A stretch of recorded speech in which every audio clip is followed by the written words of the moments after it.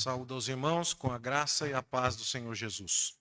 Convido a todos para que deixemos a nossa Bíblia aberta no livro do Êxodo, no capítulo 13. Nós vamos hoje estudar a parte final do capítulo 13 e a parte inicial do capítulo 14. Livro do Êxodo, capítulo 13, nós vamos estudar a partir do verso 17 e vamos até o verso 14 do capítulo 14.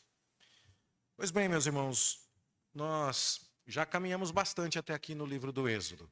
Vimos como Deus cumpriu as suas promessas ao povo de Israel, tirando-os da escravidão do Egito depois de um período de 430 anos. Vimos que Deus fez isso tanto para mostrar o seu amor misericordioso para com o povo de Israel, como também para mostrar a sua soberania sobre aqueles que o rejeitam e o desafiam. Então, ao mesmo tempo em que egípcios são destruídos, israelitas são salvos. Não por mérito dos israelitas, mas pela misericórdia de Deus. E aquilo acontece apesar do imenso poder militar, da imensa cultura e riqueza do Egito, porque Deus é soberano e supremo acima de todas as coisas. Então, Deus é glorificado nesta obra de salvação. Vimos que após 10 pragas, o Egito está completamente destruído, que Deus sinalizou que agora Israel parte em direção a uma nova vida. Os israelitas agora devem se consagrar ao Senhor, celebrando a festa da Páscoa anualmente, lembrando-se da libertação que Deus lhes deu. Eles devem consagrar os seus filhos ao Senhor, todo primogênito dentre crianças e também dentre os animais deveria ser consagrado ao Senhor, mostrando que a vida deles era de Deus dali para frente. E agora o que nós vemos a partir deste texto que estudamos hoje é que a jornada começou.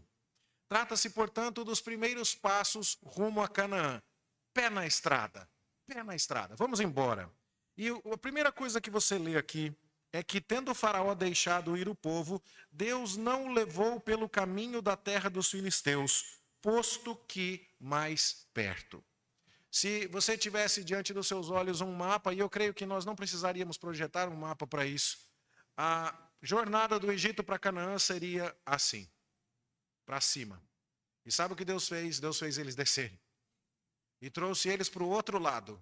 Havia um caminho muito mais perto, que levaria cerca de 2 semanas andando para que eles, deixando o Egito, chegassem a Canaã. O caminho de Deus levou 40 anos. E nós aqui já temos uma lição poderosa para tirar. Nós acabamos de cantar: os teus caminhos eu posso não entender, Senhor, mas eu sei que tudo é visando o meu crescer. E se lutas, se tribulações eu tiver que passar, eu te peço forças para continuar. Qual era a ideia do Senhor aqui? Bom, o texto nos declara muito aqui, de forma muito explícita, que um dos pontos de Deus ao escolher este caminho mais comprido é porque havia a presença de filisteus neste caminho mais curto. Haveria guerra, haveria embates e Deus estava preocupado que o povo não desanimasse. Se nos primeiros passos dessa jornada eles já encontrassem dificuldades extremas, muitos poderiam desanimar. Então Deus escolhe um caminho mais comprido, porém mais apropriado ao momento que o povo enfrenta, do ponto de vista espiritual, emocional, de memórias e todos os outros mais. Então, o que nós vemos aqui é um cuidado de Deus com o seu povo. Deus conduz o seu povo numa jornada apropriada ao seu desenvolvimento. E só por aqui a gente já poderia falar um bom tempo, não é verdade? Você já teve a impressão de que, se fosse você, você teria escolhido um outro caminho para a sua vida e para a sua história? Que se você pudesse voltar numa determinada bifurcação da sua vida, em que Deus te levou para o lado direito, se você tivesse chance, você teria ido pelo lado esquerdo, ou vice-versa. E que você não entendeu bem porque Deus conduziu as coisas assim, naquele momento, naquela hora. E às vezes Deus nos dá o privilégio de entender por que Ele nos tirou daquela condição, por que Ele nos fechou aquela porta, por que Ele bloqueou aquele caminho. Outras vezes Deus não dá explicação nesta vida. A gente só terá condição de entender na eternidade. E talvez lá na eternidade isso já nem seja tão importante, porque a gente estará seguro, completamente seguro, de que Deus fez o melhor. E aqui então já temos uma palavra de aplicação para todos vocês, e isso inclui a mim. Quando Deus não faz as coisas pelo jeito que nós gostaríamos, quando Deus não nos leva pelo caminho que nos parece o mais natural, pelo caminho que nos parece o mais curto, e eu posso falar sobre tantas coisas. Pode ser a carreira que você escolheu. Isso se aplica a mim. Eu queria ser piloto de avião de caça. Olha eu aqui, feliz da vida, pregando a palavra do Senhor. Pode ser que não seja para casar com a pessoa que você imaginou. Pode ser que não seja o emprego dos seus sonhos. Pode ser que não seja a saúde que você queria. Pode ser tanta coisa. E Deus foi conduzindo os seus caminhos e a sua história de um determinado jeito. Você está indo do Egito para Canaã? Você está indo por um caminho que pode não ser o seu, mas é o caminho que Deus tem para você? Irmão, glória a Deus. Entenda, Deus escolheu o caminho para os israelitas, não foi porque ele queria ver aquele povo gastar sola de sapato, não.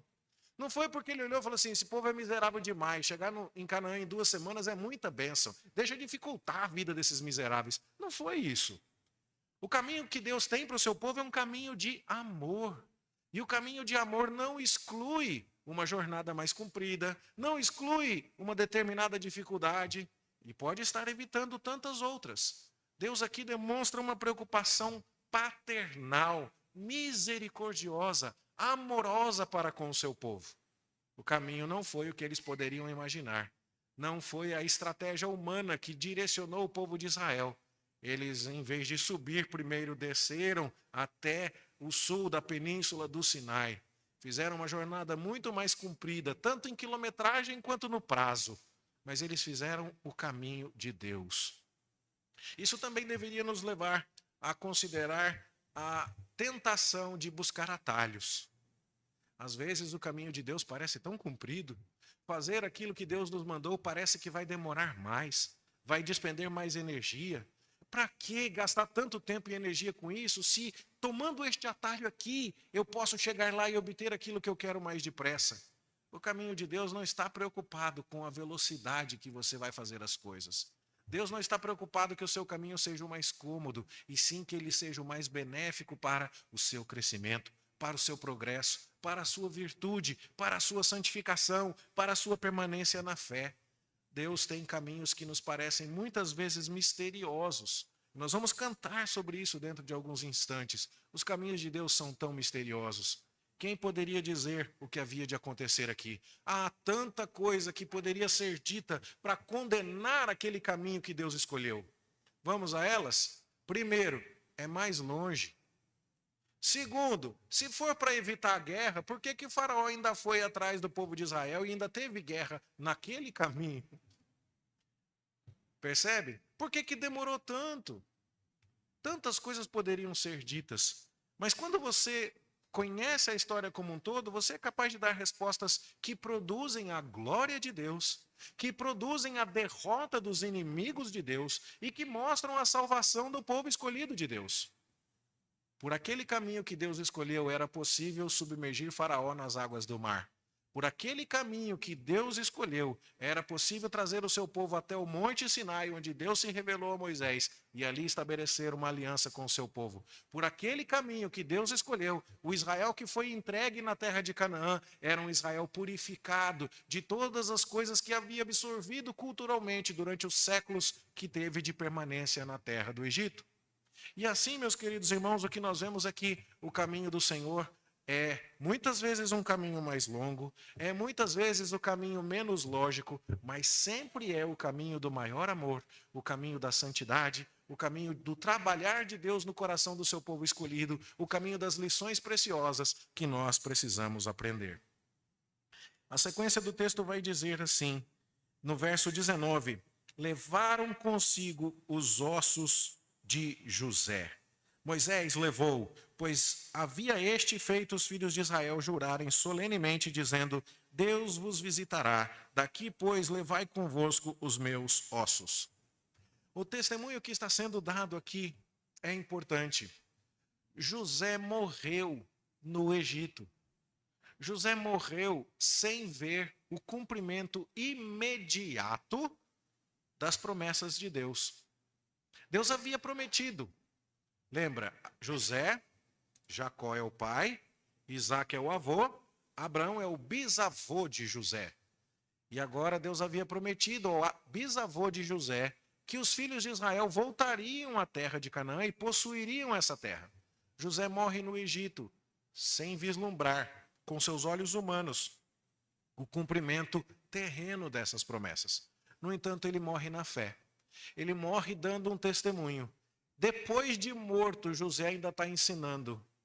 Ele está no caixão, ele é uma múmia. E ele ainda está pregando. Você já parou para pensar nisso? Tem gente que depois de morto ainda fala. Meu pai faleceu em 2011. Mas tem tanta coisa que parece que ele está falando no meu ouvido, sabe?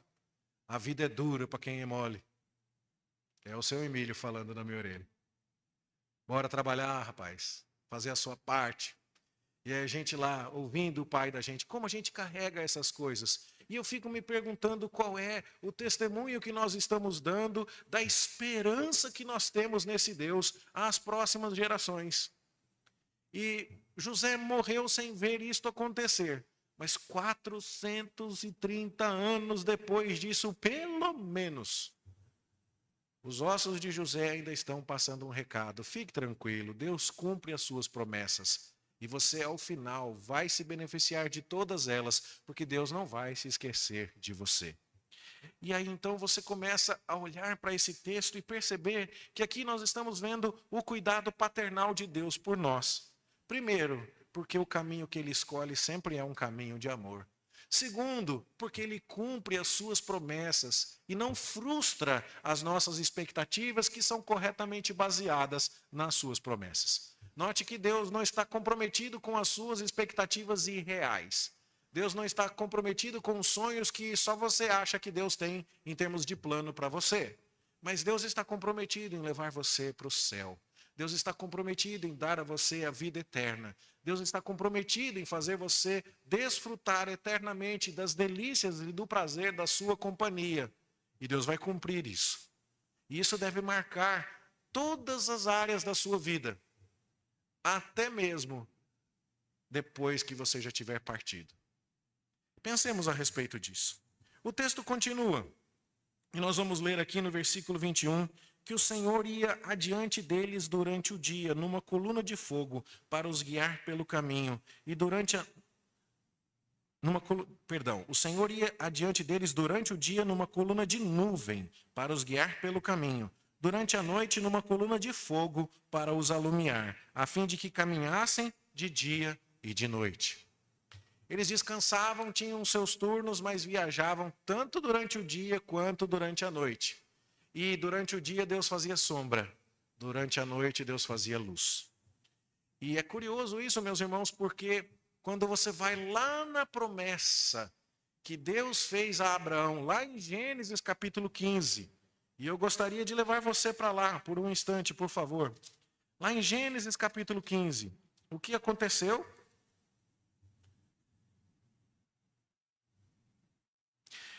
Capítulo 15, verso 17. Posto o sol, houve densas trevas, e eis um fogareiro fumegante, e uma tocha de fogo que passou por entre aqueles pedaços. O que é isso aqui? Você lembra? Você lembra que Abraão disse assim, Deus, o Senhor vai me dar mesmo um filho? Já faz muito tempo que o Senhor fez essa promessa, e até agora nada.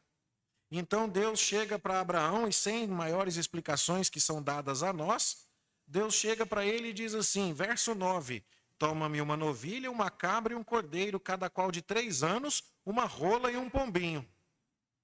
E o Abraão sai correndo, e a gente fica perguntando, o que tem a ver isso aqui com a dúvida do Abraão? Deus, o Senhor vai me dar um herdeiro ou não vai? E Deus fala, pega esses bichos tudo aqui. E o Abraão sai correndo feliz da vida? E parte os animais, coloca uma metade na frente da outra? E aí então vem aves de rapina, vem urubu, tentando comer a carne dos animais que haviam sido partidos no meio, e Abraão fica enxotando. E aí então ele tem uma visão e fica morrendo de medo. Mas Deus passa no meio dos pedaços Para encurtar muito a explicação que já foi dada a alguns dos irmãos, essa era a maneira de se celebrar um contrato, um pacto naquela época. Você partia o animal dizendo: se eu não cumprir o que eu estou combinando com você, eu quero que aconteça comigo o que aconteceu com estes animais. Eu quero sofrer a maldição de ser partido no meio e de ter o meu cadáver devorado por aves de rapina. Eu quero que o urubu venha comer o meu olho depois que eu tiver morrido, partido no meio assim, se eu não cumprir o que eu estou te prometendo. E era essa maneira solene como Deus se comprometeu com Abraão, porque Deus passou no meio daqueles animais. Há mais coisas prefiguradas aqui, porque as aves de rapina, o urubu que vinha comer aquela carniça antes que Deus tivesse passado, mostra uma tentativa de interromper os planos de Deus. Mostra que possivelmente haveria inimigos que tentariam impedir que esta promessa, que este pacto chegassem ao seu bom desfecho. Então Abraão fica enxotando essas aves.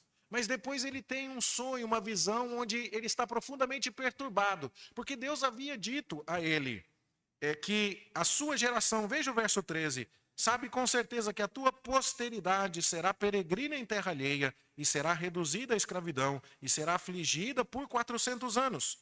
Esse é o problema do grande pavor que o verso 12 menciona, que veio sobre Abraão.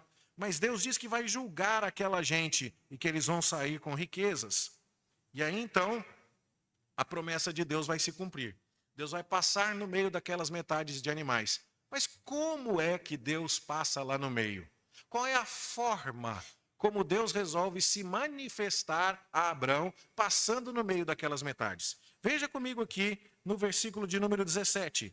Eis um fogareiro fumegante e uma tocha de fogo. Fogareiro fumegante quer dizer alguma coisa que devia estar produzindo fogo, por isso um fogareiro, mas que na verdade está produzindo fumaça, por isso fumegante.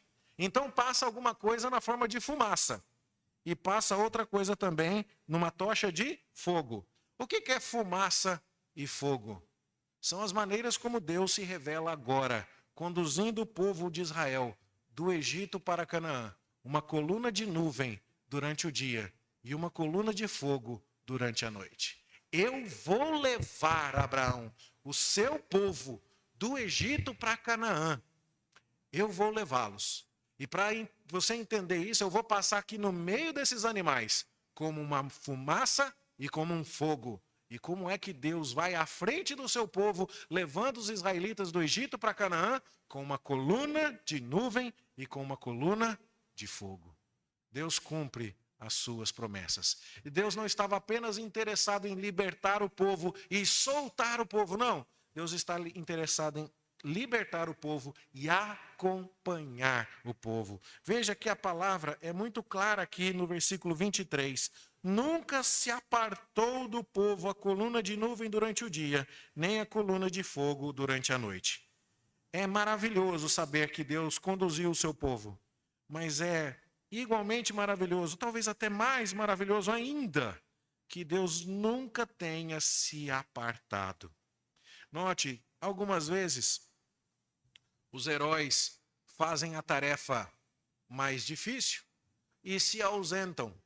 Existe uma intervenção poderosa, uma libertação, e depois, porque o herói morreu ou porque ele foi cuidar de outros assuntos, aqueles que foram libertados se colocam novamente em situação de perigo. É o que nós vemos constantemente no livro dos Juízes. Um juiz ia até lá e libertava o povo de Israel da opressão dos inimigos, mas quando o juiz morria, pouco tempo depois, o povo caía em pecado e se colocava novamente debaixo de problemas. Deus está dizendo, não, eu liberto vocês e eu não vou me apartar de vocês. É importante entendermos, meus irmãos, que o Deus que nos tirou do pecado, que o Deus que nos tirou do inferno, da condenação, e está nos levando para o céu, para o novo céu e para a nova terra, para Canaã celestial. Ele está conosco todos os dias. Ele está presente conosco em todos os momentos, por caminhos que podem não nos parecer os mais diretos, os mais fáceis, mas que são os seus caminhos de amor. Ele está cumprindo promessas que nós devemos testemunhar em nossa vida e até mesmo depois dela, como aconteceu com José e com seus ossos. E Ele está conosco todos os dias. Jesus disse, eu estou com vocês todos os dias até a consumação dos séculos. O que mudaria no seu coração? Quem sabe na sua murmuração, quem sabe no seu desespero, quem sabe na sua amargura, na sua infelicidade, na sua falta de contentamento com a sua vida, nessa sua queixa com os problemas que você tem. Se você soubesse que o lugar em que você está hoje é o exato lugar onde Deus quer que você esteja, porque esse caminho em que você está não foi por acaso, foi o caminho que Deus escolheu para você e que Ele está com você dia e noite, tirando você do inferno e levando você para o céu. E que Ele nunca foi embora, e que Ele cumpriu todas e cada uma das suas promessas, e que séculos não foram capazes de fazê-lo esquecer de uma única vírgula que Ele te prometeu. O que mudaria no nosso coração? Será que estaríamos mais confiantes, mais esperançosos, menos amargurados, menos ansiosos, menos desejosos de ver as coisas se resolverem rápido demais? Eu não estou dizendo que nós precisamos ter conforto na dor e sofrer dizendo, ah, que delícia. Eu não estou pregando aqui esse tipo de masoquismo. Mas estou dizendo que Deus não cometeu erro algum em tudo o que nós estamos lendo aqui. O caminho dele foi um caminho escolhido com toda a sabedoria. O que aconteceu aqui cumpriu todas e cada uma das suas promessas. E tudo o que nós estamos lendo aqui é um Deus que não apenas liberta o povo e entrega o povo à sua sorte e diz assim, pronto, já fiz bastante por você, hein? Agora estou limpando a minha mão, daqui para frente você está por sua conta. Não, esse não é o nosso Deus. O nosso Deus é o Deus que nos liberta, mas que não dá a sua tarefa por concluída enquanto não nos entrega ao descanso eterno. E até mesmo lá, nós estaremos para sempre com o Senhor. Não se esqueça disso, meu irmão. Seja qual for a luta que você estiver passando, não se esqueça disso. A sequência do capítulo 14 vai mostrar que o povo de Israel saiu. E então, assim que saiu, Faraó se lamenta e se arrepende da decisão que havia tomado de libertar o povo de Israel. Mais uma vez, essa decisão de Faraó está debaixo do controle soberano de Deus. Você lê nas pragas o tempo todo que o coração de Faraó se endureceu, que Faraó endureceu o coração dele e que Deus endureceu o coração de Faraó. Mostrando que essas coisas, de uma maneira misteriosa para nós, acontecem sem que Faraó deixe de ser responsável pelo que acontece dentro do seu coração, mas que Deus também não está indiferente e nem deixa de ter controle sobre o que o Faraó pensa e sente. Isso é misterioso para nós, mas não é nenhum problema para Deus. E agora o que você vê é Faraó conversando com os seus oficiais. E Deus diz no verso 4 que ele, mais uma vez, endurecerá o coração de Faraó para que Faraó persiga os israelitas e que ele vai ser glorificado em Faraó e em todo o seu exército. E agora nós vemos Faraó vindo atrás dos israelitas. E o que nos surpreende? Nos surpreende que os hebreus acabaram de sair do Egito. Eles viram os primogênitos do Egito morrendo. Eles viram o príncipe herdeiro do trono egípcio morto. Eles viram o Faraó dizendo, gente, vai embora, eu não quero mais vocês aqui. Eles viram os egípcios entregando ouro, prata, vestes preciosas, dizendo, leva tudo, porque nós não conseguimos lutar contra o seu Deus. Eles viram 10 pragas. E, no entanto, na primeira das dificuldades, o que eles estão fazendo? Eles estão reclamando, eles estão desconfiando. E antes que você e eu nos atrevamos a dizer, ô povinho miserável, vai ser desconfiado assim lá longe, saiba, esse é um retrato de todos e de cada um de nós aqui. Porque Deus já mandou o filho dele para morrer na cruz e sofrer o castigo que era meu e que era seu. Deus já nos entregou a sua palavra e preservou por milhares de anos, por dezenas de séculos, as suas promessas escritas para que nós as conhecêssemos e amássemos a sua palavra. Deus já fez obras em minha vida e na sua que eu tenho certeza que todos temos diversos testemunhos para contar. Mas quantas e quantas vezes, diante das dificuldades, nós somos os primeiros a reclamar, parecendo esse povo aqui. E nós devemos entender, o apóstolo Paulo fala lá em 1 Coríntios capítulo 10, que estas coisas aconteceram como um exemplo para nós. A palavra técnica que Paulo usa lá em 1 Coríntios é tipo. Lembra da tipologia, da tipografia? Já falei bastante sobre isso aqui, né? A máquina de escrever, você aperta a tecla, vai o tipo ferir o papel. É ao contrário do que a letra, como a letra deve ser escrita, o tipo de metal é ao contrário, mas é uma sombra daquela realidade. Quando você lê isso aqui, o apóstolo Paulo está dizendo, é para você, viu? Somos eu e você. Somos eu e você que temos que exibir a fé de José aqui, que entendeu que Deus ia cumprir as suas promessas. Somos eu e você que precisamos entender que Deus vai conosco por todos os caminhos, que Deus nunca vai se apartar de nós. Somos eu e você que precisamos entender que Deus, quando escolhe o caminho, pode ser o caminho mais comprido, pode ser o caminho mais demorado, mas Ele tem razões sábias e amorosas para isso. Somos eu e você que precisamos entender que quando a gente estiver encurralado, de um lado está o mar, do outro lado está o faraó, foi Deus quem nos colocou nessa situação. E Ele nos colocou nessa situação para manifestar a sua glória. Ele não ficou satisfeito de exibir através de 10 pragas o tamanho do seu amor e o tamanho do seu poder. Deus ainda tinha coisas para fazer, para demonstrar o seu poder sobre os egípcios e o seu amor para com os israelitas. Veja a murmuração dos israelitas no verso 11, quando dizem a Moisés, será que por não haver sepulcros no Egito, você nos tirou de lá para que nós morrêssemos no deserto? Por que você nos trata assim, fazendo-nos sair do Egito? Você consegue perceber a ingratidão dessas pessoas? Por que, Moisés? Por que essa maldade com a gente? Para que tirar a gente da escravidão? Você queria o quê? Que a gente ficasse morto aqui no deserto? Pelo menos lá no Egito a gente ia ser sepultado, ia ter um túmulo. Como você é mau, Moisés? E antes de atirarmos pedra nesses israelitas, saibamos, nós muitas vezes nos comportamos assim em relação a Deus. Nós muitas vezes, só porque o caminho tem alguma dificuldade, só porque o caminho nos prensa às vezes entre o mar e o faraó, e nós não estamos vendo a saída, nós nos esquecemos que Deus está conosco, presente o tempo inteiro, sem jamais se apartar de nós, seja durante o dia na coluna da nuvem, seja durante a noite na coluna de fogo, e nós falamos ou pensamos ou sentimos coisas que nos fazem ser tão ingratos quanto estas pessoas. E nós precisamos olhar para isso e aprender, meus irmãos, e alinhar o nosso coração.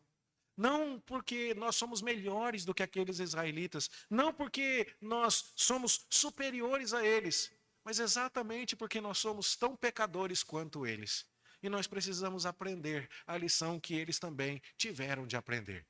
Nós precisamos entender que Deus se fez ainda mais presente entre nós, porque o Senhor Jesus chegou a dizer, na festa dos tabernáculos, na festa que lembrava a viagem do povo de Israel pelo deserto, Jesus chegou ao seu povo e num contexto onde a coluna de fogo era lembrada, num contexto onde os pilares do templo eram acesos e a cidade de Jerusalém ficava toda iluminada para lembrar esta peregrinação. Jesus cura os olhos de um cego e diz assim, quem me segue jamais andará no escuro, jamais andará nas trevas, porque eu sou a luz do mundo. De onde vem a ideia de seguir a luz? Vem daqui. De onde vem a conexão dessa luz com a presença de Deus no meio do seu povo? Vem do tabernáculo, porque a nuvem de Deus vai pairar sobre a arca da aliança no tabernáculo. E quem é o tabernáculo? O tabernáculo é Cristo, o verbo encarnado, o verbo que se fez carne, tabernaculou entre nós. Pois se Deus estava com o povo na nuvem e na coluna de fogo, Deus está conosco em Cristo por meio do seu Espírito, uma maneira ainda superior àquela com que ele se manifestou presente na história do povo de Israel. Cristo habita no nosso coração por meio do seu Espírito. Nós não estamos sozinhos, meus irmãos. Nossas lutas não precisam ser encaradas com desespero. Eu não sei qual é o tamanho do mar que está na sua frente, qual é o tamanho da onda, mas foi por isso que nós cantamos nesta manhã, se o trovão e o mar se erguendo vêm sobre a tempestade eu voarei. Não é porque eu sou poderoso, não, é porque eu sei quem é Deus. Eu sei que a minha alma está segura nele. E essa deve ser a certeza a consolar o nosso coração. Não nos esqueçamos, meus irmãos, estas coisas, diz Paulo em 1 Coríntios, foram escritas como exemplo para nós. Vamos olhar para aqueles que viram as pragas. Vamos olhar para aqueles que viram tanta coisa e, diante da dificuldade, começaram a duvidar se Deus estava com eles. Começaram a reclamar e a murmurar e a exibir uma atitude de coração realmente reprovável. E vamos pedir: Senhor Jesus, o Senhor está no meu coração. O Senhor esteve ali, prefigurado com aqueles meus irmãos do passado, na coluna de fogo, levando-os pela jornada do Egito a Canaã. O Senhor está comigo, no meu coração, por meio do teu Espírito, levando-me do pecado para o reino celestial eterno do teu amor. Me ajuda, Senhor Jesus, a ter consciência da tua companhia comigo todos os momentos da minha vida. Me ajuda a não duvidar do cumprimento das tuas promessas. Me ajuda a entender que o teu caminho para mim pode ser o mais comprido, mas sempre é o melhor. Me ajuda a entender que até mesmo nas lutas que o Senhor tiver de me dar, o Senhor está aperfeiçoando o meu coração para compreender mais e mais o teu poder, a tua glória e o teu amor. Se lutas e tribulações eu tenha que passar, nós também já cantamos, eu te peço forças para continuar a crer e a confiar no grande amor que tu tens, ó Pai, por mim. Que esta seja, meus irmãos, a nossa resposta à revelação de Deus nesta manhã, em nome de Jesus. Amém. Nós vamos cantar uma música que fala sobre o mistério dos caminhos de Deus. Deus tem caminhos misteriosos, mas Ele sempre está cuidando de nós. E o refrão dessa música diz: meu Deus, eu confio em Ti. Ao som dos instrumentos, meus irmãos, vamos nos colocar em pé e responder a sua palavra com esta canção.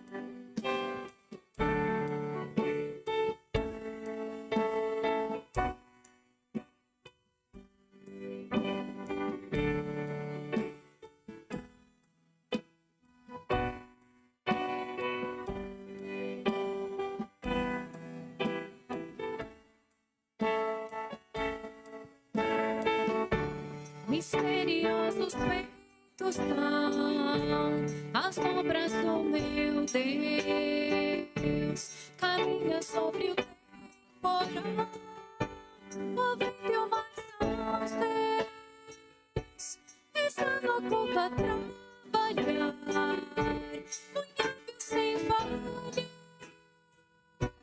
os seus desígnios faz valer, quão grande é o seu poder.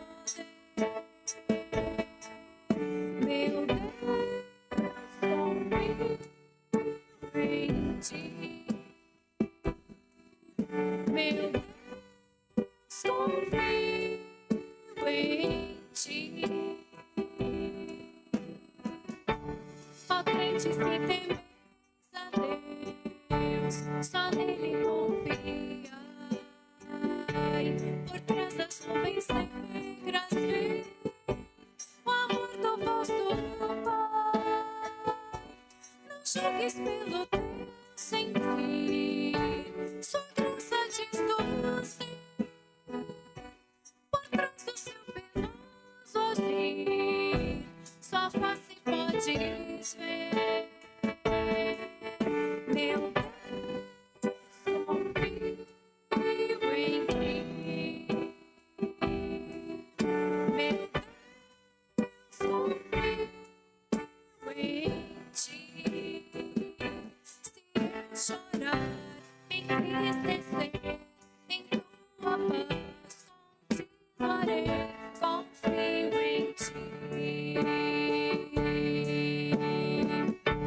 Propósitos vão se mostrar em tudo acontecer.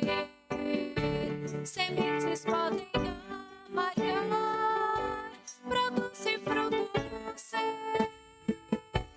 O homem cego há de errar, juízo vão esse. Só Deus se pode interpretar a história que escreveu. Meu Deus, confio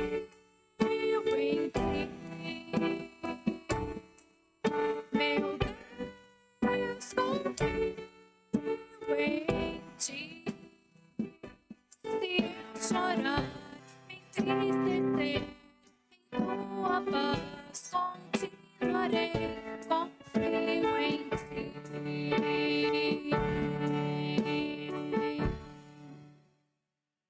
Nós acabamos de cantar um poema de William Cowper, um poeta cristão reformado que teve grandes lutas de enfermidade, de sofrimento ao longo de toda a sua vida. E uma das frases mais icônicas desse poema é que o botão pode ser, a semente pode ser amarga, mas o botão vai desabrochar e o fruto será doce. Que os caminhos da providência de Deus podem não ser entendidos por nós, mas são sempre os melhores caminhos. Há um livro que eu recomendo a você com entusiasmo, profundamente edificante, que é baseado nesse poema e se chama O Sorriso Escondido de Deus.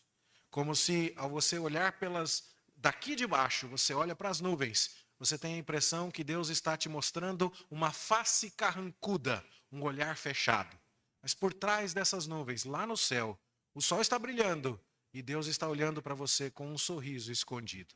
Por isso o título do livro, O Sorriso Escondido de Deus. Leia e eu tenho certeza que você será profundamente edificado.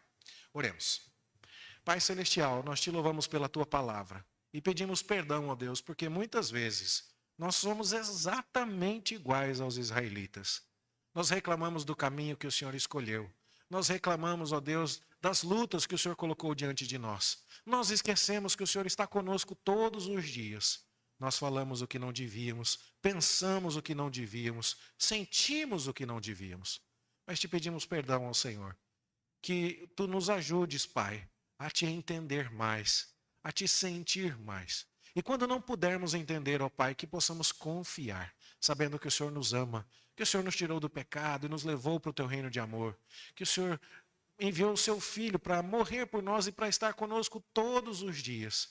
Dá-nos a graça, ó Senhor, de confiar em Ti e de ter um coração cheio de esperança, de fé, mesmo no meio das lutas mais amargas. Faraó pode estar de um lado, o mar pode estar do outro, mas que o nosso coração esteja em paz, porque o Senhor está conosco no meio disso tudo e o Senhor vai nos livrar e nos conduzir a bom termo.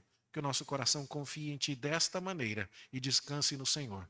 Nós te suplicamos em nome de Jesus. Amém.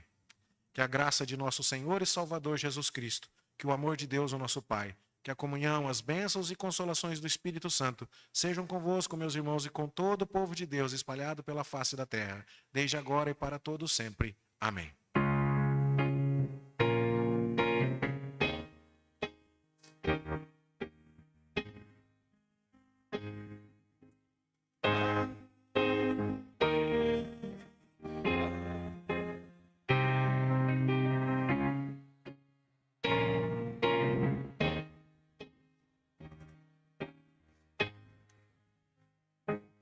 Podemos sentar, meus irmãos?